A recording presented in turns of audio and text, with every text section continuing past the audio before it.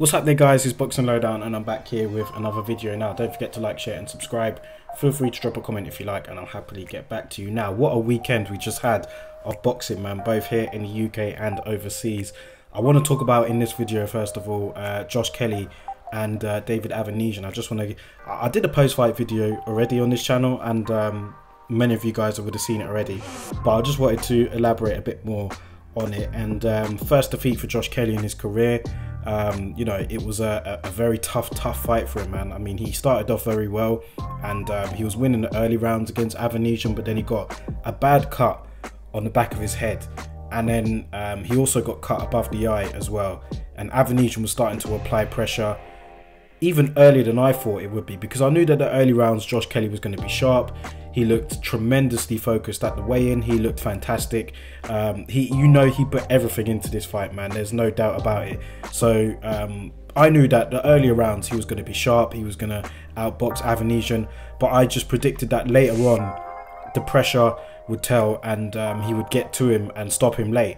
But it didn't even turn out to be that long. I mean, it ended up being from the 4th round onwards, I started to see that, you know, Josh Kelly was starting to, you know, he was starting to wilt a little bit under the pressure from Avanesian. And then in the 5th round and then the 6th round, it really started to take its toll. The cuts didn't help. They didn't help Josh Kelly, but I mean, I think that the writing was on the wall regardless, man. And look, that's to take nothing away from him. I think that he's got the potential to be a very good fighter indeed. But unfortunately for him, it just wasn't his time, and that was what I kind of felt going into this fight, that it just wasn't Josh Kelly's time yet. But he has got the talent, he has got the ability to go further. But at the moment, yeah, I just knew that Avanesian would be a bit too much for him at this stage, and so it proved. But I wanted to talk about, you know, Josh Kelly and Conor Benn, because Conor Benn was there. He was doing the punditry for Sky Sports, and, you know, I thought he did a good job actually.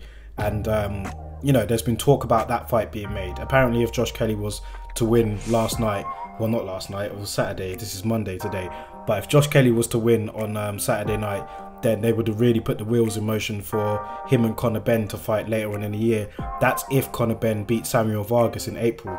But I think that this fight could still happen. I mean, I'll still take this fight. I mean, I know it's a bit of a crushing one for Josh Kelly right now. I mean, he's really feeling it after that defeat, but maybe a fight against Conor Benn will be something that will get him motivated again and get him right back on it, because Conor Benn, according to many, he wasn't even on the level of Josh Kelly a few years ago. I mean, people were looking at that fight as like an easy one for Josh Kelly, but Conor Benn has worked his way up, but he's not on the level of an Avanesian yet. You know, he's not on that particular level. So maybe it could still be made. I want to know what you guys think about it, but I wouldn't be too against this fight being made. Maybe Josh Kelly could have one fight in the interim, and then they could look at the Conor Benn fight down the road. I mean, I don't think that just because he's lost to Avanesian, the fight with Conor Benn should all of a sudden not happen. I think that it's still a possibility. But of course, Conor Benn needs to look good against Samuel Vargas. That's a step up for him. Samuel Vargas is a very tough man. He actually follows my Instagram account, actually, so I'm going to reach out to him and see if he'll do an interview with me. But in the meantime, yeah, Conor Benn needs to take care of business. Josh Kelly, no doubt he'll go back to the drawing board. And yeah, I think let him have an interim fight, and then maybe a fight against Conor Benn could still happen if Conor Benn was to defeat Samuel Vargas. I don't know what you guys think about that, but yeah, I don't see Conor Benn as European level yet.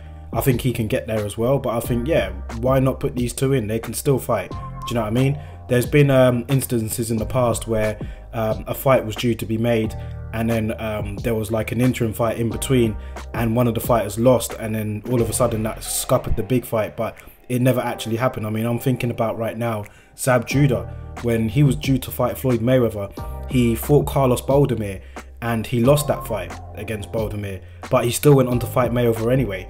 I know that the circumstances are different in this particular one with Josh Kelly and Conor Benn, but it just goes to show that not all the time do fighters win eliminators or fights that they're supposed to win, and then it scuppers a super fight. Sometimes that fight could still happen. So I hope you're getting my drift anyway of what I'm talking about, but I wouldn't mind still seeing Josh Kelly and Conor Benn. That's what I'm trying to say. So let me know what you guys think about anyway, man, in the comment section below. Bit of a hard pill for Josh Kelly to swallow. It was a tough defeat. You know, he was dropped, and you know, Adam Booth did the right thing by throwing the towel in, man. You know, he can live to fight another day. So let me know your thoughts about it in the comment section below, guys. I'll catch you on the next video.